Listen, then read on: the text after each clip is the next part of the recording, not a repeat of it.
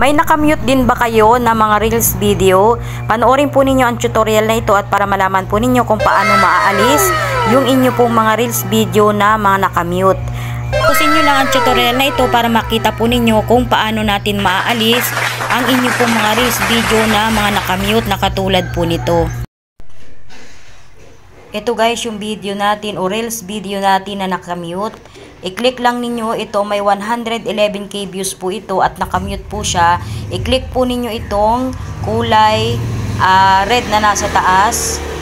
At pagkatapos may makikita ka po dito sa baba, muted due to copyright claim. Na copyright po yung ginamit nating music. Di ang gagawin po natin, pwede po ninyo i-click yun at pwede din po dito sa tatlong dot na nasa gilid. Tapos mayroon po nakalagay na replace audio, i-click po ninyo ito, continue.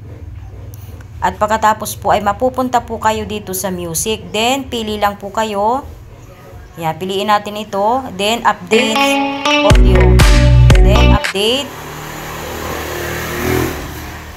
Hintayin lang po natin na mag-update siya. At pagkatapos, pwede na po yan.